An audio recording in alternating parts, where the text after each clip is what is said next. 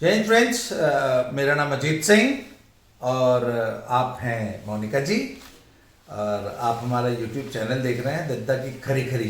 पिछले वीडियो में तो लोगों ने कुछ ऐसे भी कमेंट्स किए कि अब तो दद्दी भी खरी खरी बोलने लग गई है। तो सब आज मैं आपको ना एक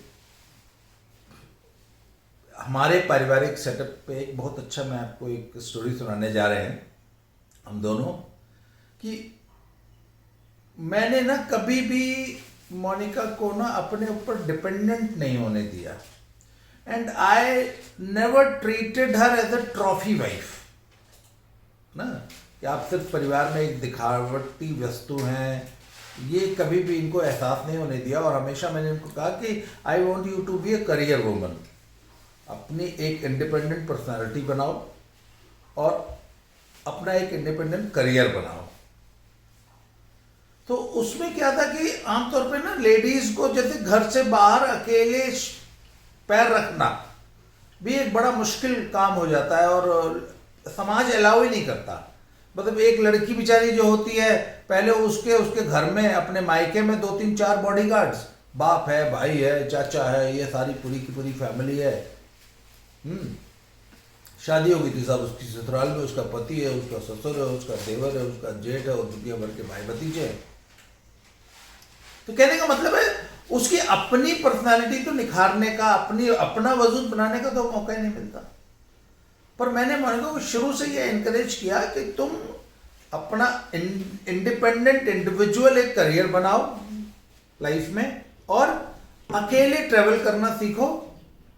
हालांकि हमने दोनों ने साथ बहुत ज़्यादा ट्रेवल किया, हम एक नंबर के हम लोग घुमक्कड़ रहे हैं, पर मैंने हमेशा ना इनको एनकरेज किया कि तुम अकेले ट्रेवल करना सीखो। अगर ये कई बार महापुर से जलंधर इनको आना होता तो ये अकेले ट्रेवल कर लेती थी और इन्होंने भी कभी ऐसे कोई ह्यू एंड क्राई नहीं मचाई कि हाय मैं अकेले जाऊंगी। अच्छा, कुछ औरतें मैंने देखा इस बात में ना बड़ा गर्व महसूस करती हैं या बड़ा उनका आग्रह होता है, नहीं मैं तुम्हारे बिना कहीं नहीं जाऊंगी, नहीं मैं तुम्हारे बिना बिल्कुल बाजार नहीं जाऊंगी। तो मैं उनसे हमेशा कहता हूँ कि यार ये एक बात बताओ ना, तुम क्यों हमेशा इसके गले में लटके रहना चाहती हो? मतलब अच्छा, कोई तुम्हारी पालकी कब तक ढोएगा? मुझे वहां जाना है, मुझे लेके चलो जी। अरे मैंने कहा खुद गाड़ी चलाओ, खुद चली जाओ। तो मैं आपको एक बात बताऊं, तो एक बार हम दोनों ने ये डिसाइड किया कि हम ना बेसिक माउंटेनियरिंग कोर्स होता है अभिमास, Atal Bihari Vajpayee institute of mountaineering and allied sports.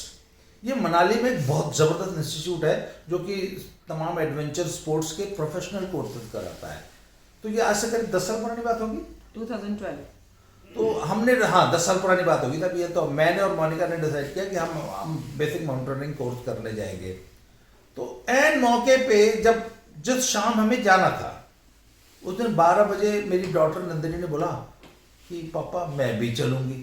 अब वो कोर्स ऐसा होता है जी, उसमें सीट्स बड़ी मुश्किल से मिलती हैं।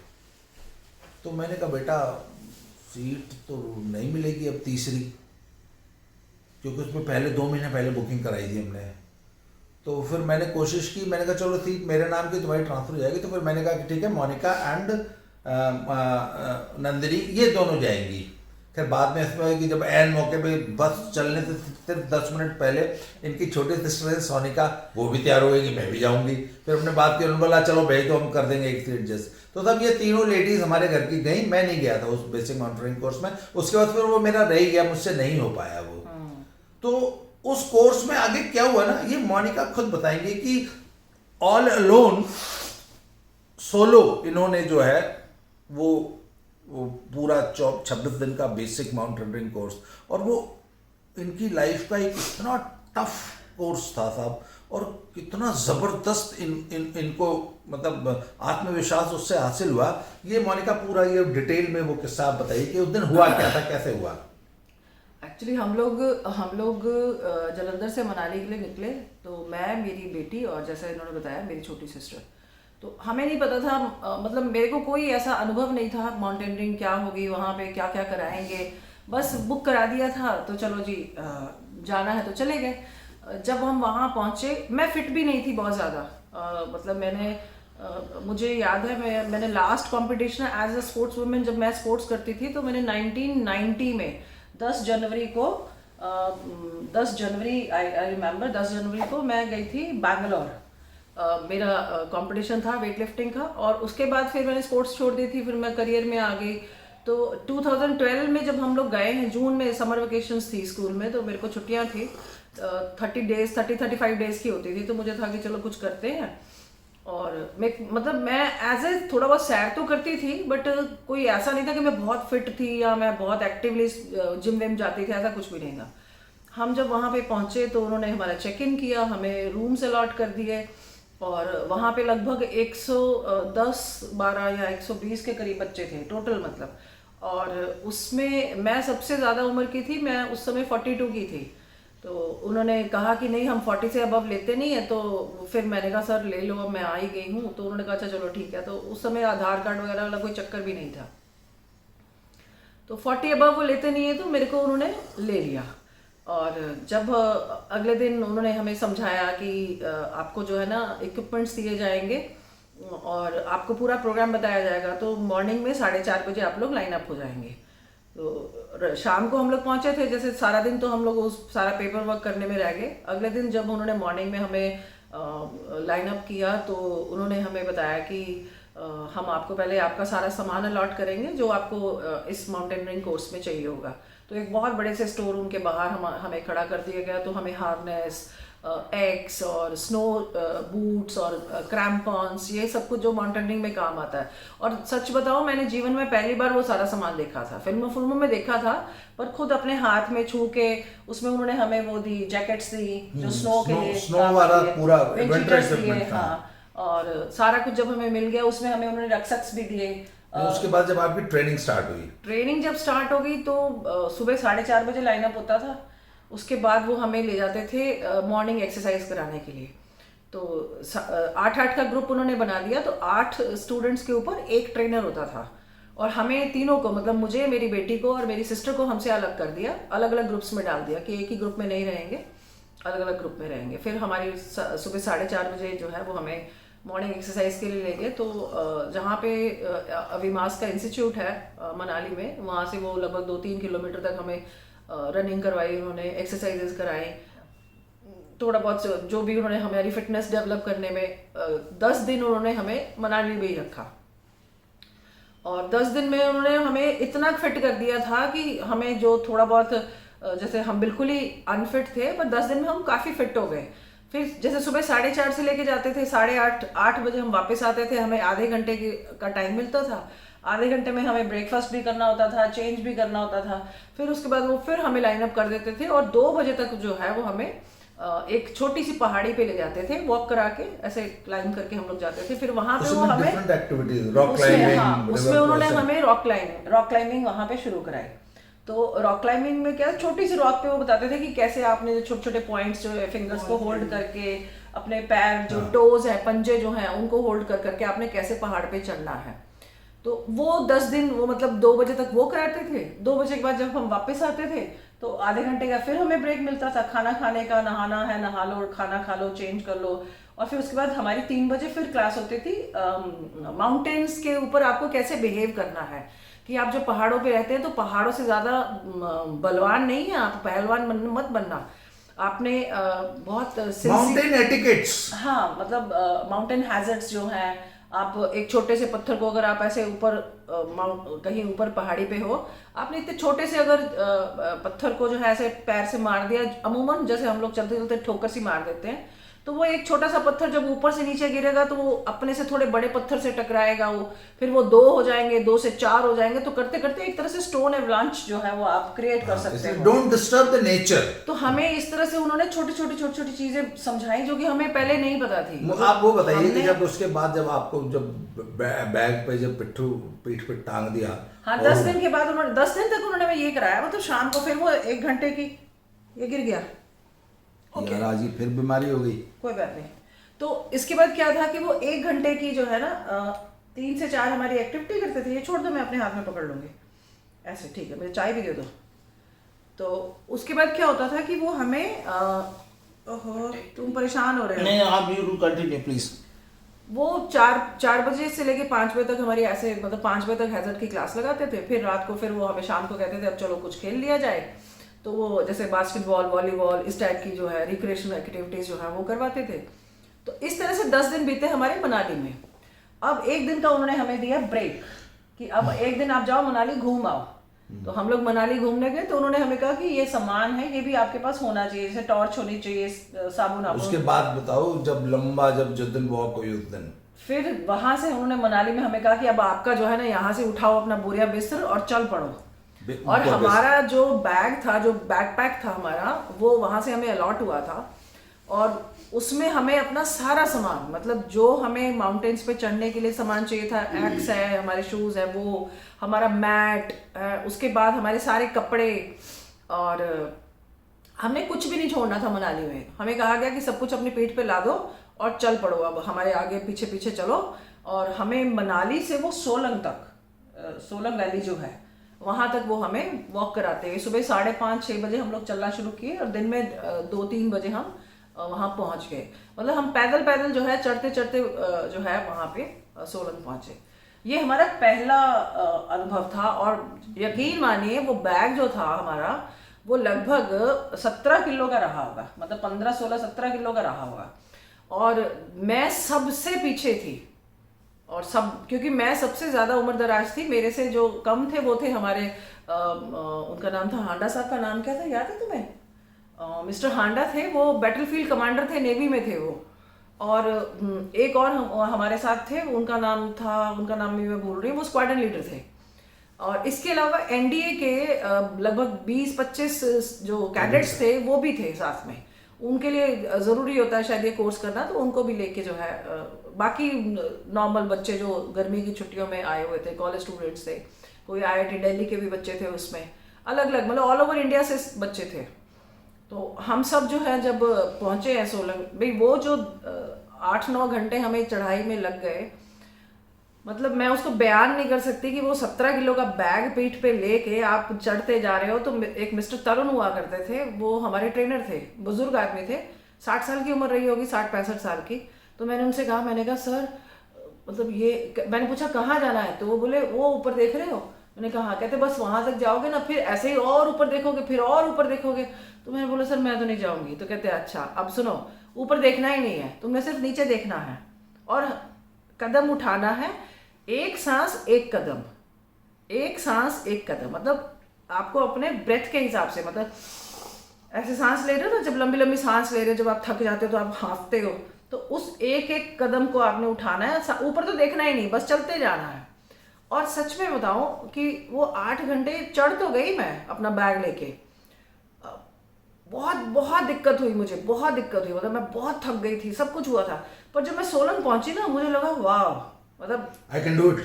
मतलब मुझे ऐसे लगा मैं इस उम्र में भी, और हमारे जो डायरेक्टर साहब थे वो भी साथ में थे। तो जब वहाँ पे पहुँच गए तो मैंने उनसे कहा, मैंने कहा सर मतलब मैंने कभी सोचा नहीं था कि मैं इतना चल के अपना इतना बड़ा बैग, मतलब छोटा सा झोला लेके हम चलते हैं ना सब्जी वाला, तो बाहें थक जाती, लगता है कि यार हस्बैंड अगर साथ में है तो ले मेरा सब्जी का झोला तू पकड़, मतलब 4-5 किलो का सब्जी का झोला हमें इतना भारी लगने लगता है। और वो मतलब 17-18 किलो का वो जो बैग था हमारी पीठ पे, वो और एक्स साथ में लेके हम चल रहे थे, कोई वॉकिंग स्टिक नहीं ले रखी थी। तो तब वहां पहुंच के ना एक अंदर से लगा ऐसा कॉन्फिडेंस आया ना कि यार मैं ये कर सकती हूँ, फिर मैं कुछ भी कर सकती हूँ। मतलब ये जो कॉन्फिडेंस था ना, इनको ना पूरा कैंप 120 बच्चों में क्या हुआ कि मेरी बेटी भी साथ गई थी।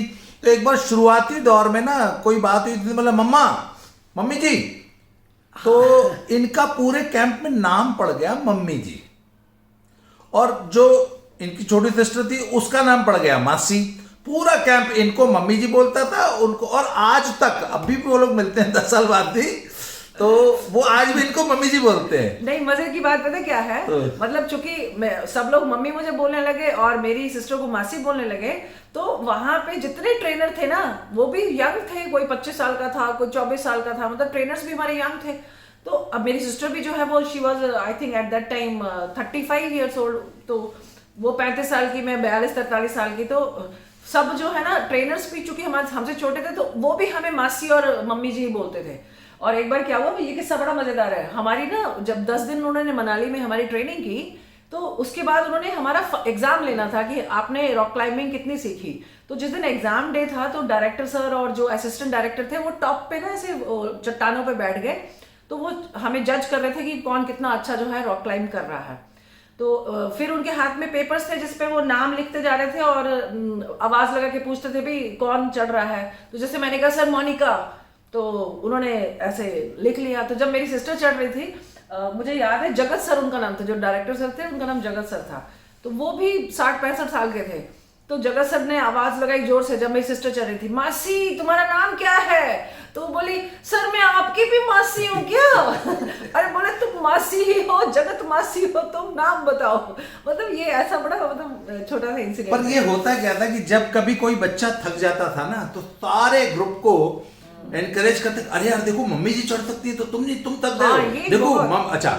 एक बार क्या हुआ, मुझे वो अच्छी तरह वो बताया था तुमने कि एक बार ना ये थक के बैठ गई, तो उन्होंने कहा कि बैठ नहीं गई तुमने यू हैड ऑलमोस्ट सरेंडर्ड। मैंने जगह सर से कहा, मैंने कहा सर अब मेरे से अब नहीं होगा। मतलब 15 दिन हो गए थे हमें ये ट्रेनिंग में ना, और 26 दिन का कोर्स था। तो मैं एकदम मतलब मुझे लगा यार ये बहुत डिफिकल्ट है मेरे लिए, अब नहीं मेरे से होगा। तो मैं जगह सर के पास गई, वो अकेले बैठे हुए थे। तो ये सोलन की ही बात है। तो मैंने जगह सर से कहा, मैंने कहा सर एक बात करनी है आपसे। कहले क्या? मैंने कहा सर अब नहीं होगा लगता, मतलब बहुत मुश्किल है। और मेरे से पहले 2-3 बच्चे क्विट कर चुके थे, मतलब छोड़ के चले गए। यंगस्टर्स थे, वो 20-22 साल के थे।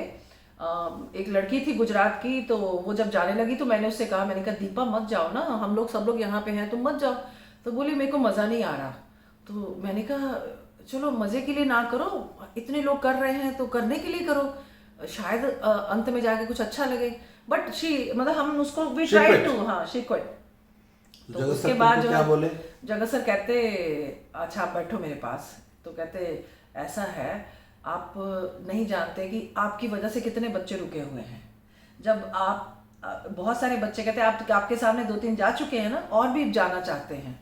तो जब वो लोग मेरे पास आते हैं तो हम जाना चाहते हैं, सर हमसे नहीं होगा, हम क्विट करना चाहते हैं। तो कहते मैं उनको ना दिखाता हूँ, वो देखो उसकी माँ भी आई है साथ में। तो मैं आपकी तरफ दिखाता हूँ बच्चों को कि अगर वो इस उम्र में कर सकती है, तुम तो जवान लड़के हो, तुम तो अभी 25 साल के हो, 22 साल के हो, 18 साल के हो, तुम कैसे हार मान रहे हो? अरे वो महिला देखो ना, उसको देखो, मम्मी जी को देखो। तो कहते हैं आप मत क्विट करो, तो आपकी वजह से ग्रुप के लिए इंस्पिरेशन। हाँ, आपकी वजह से ये इस ग्रुप में जान है। तो और आप क्विट कर गई तो हाँ हमारा तो मतलब तो सब कहने का ये मतलब है she successfully did that course. नहीं, उसके बाद का किस्सा बताती हूँ ना। सोलन नाला से फिर हमें आगे जाना था बकरथाच। ये ब्यास कुंड, अगर आप गूगल पे सर्च करेंगे तो आपको पता लग जाएगा कि लगभग 13,000-13,500 फुट पे हमें जाना था। फिर हमने वही बैग उठाए, कंधों पे डाले और फिर हम निकल पड़े। और अब की बार मैंने पूछा सर कितना चलना है? बोले जितना हम मनाली से सोलंग आए ना उससे भी कम ही है, आप चलो। वो ना आपको मतलब बड़ा हौसला देते थे कि कर लोगे यार, ऐसे चुटकियों में हो जाएगा, आप चलो चलो। बड़े मतलब अच्छे लोग थे। तो उन्होंने मुझे जब कहा ना कि बस आधा ही है, तो मैंने कहा अच्छा फिर तो ठीक है। मैंने अपना बैग पीठ पे लादा और मैं चल पड़ी। और आधे रास्ते जाके मैंने कहा कब आएगा? 3-4 घंटे हो गए चलते हुए। मतलब एक होता है समतल जगह पे चलना, एक होता है ऐसे आप ऊपर ही ऊपर जा रहे हैं। आप 6,000 फुट से जो है 7,000 आए, 8,000 आए, 9,000, 10,000, 11,000, 12,000, 13,000 नहीं पत्थर, मतलब क्या क्या हमें नई रास्ते में मिला। मतलब हाँ बहुत ज्यादा, कोई सड़क थोड़ी थी। मतलब आप कहीं कच्चे रास्ते पे जा रहे हो, कहीं पथरीली रोड आ गई है, कहीं गीला पानी है, पानी है, उसी कीचड़ में से निकल के जा रहे हो। फिर बहुत सारा एरिया ऐसा आ गया जहाँ पे इतनी मोटी बर्फ जमी हुई थी। हम उसमें से जा रहे थे और वो बर्फ कहीं से टूट जाती थी, तो हमारे पैर धंस जाते थे अंदर। मुझे याद है मेरी सिस्टर जो है वो गिर गई थी पानी में, उसके पैर वैर गीले हो गए, उसके जूते गीले हो गए, उसका बैग गिर गया। पर कोई बात नहीं, उठाओ चल पड़ो, निकल लो। और चूंकि 100 लोगों की लाइन थी, मैंने अपने फेसबुक पे अपनी कुछ फोटोज डाली हुई उस टाइम की, आप देखेंगे तो आपको पता लगेगा कि 120 लोग लगभग थे। तो सब वो एक लाइन चलती थी, तो लगता था 1 किलोमीटर लंबी लाइन ही है। जब हम सोलंग नाला से, सोलंग वैली से जब हम ऊपर गए हैं 13,000 फुट पे, 13-14,000 फुट पे गए हैं, तो उस बीच में एक ऐसा टाइम आ गया कि मुझे लगा अब तो हिम्मत है ही नहीं। क्यों, जब आप जितना ऊपर जाते हैं तो ऑक्सीजन कम होने लगती है, तो मुझे बहुत मुश्किल हो रही थी, सांस नहीं आ रही थी। मैंने आपको बताया उसमें एनडीए के कैडेट्स थे, 20-22 कैडेट्स थे। तो उनको लगा कि अब मम्मी जी चल नहीं पा रहे, तो उनमें से 3-4 जो है ना वो एकदम मेरे बगल बगल चलने लगे।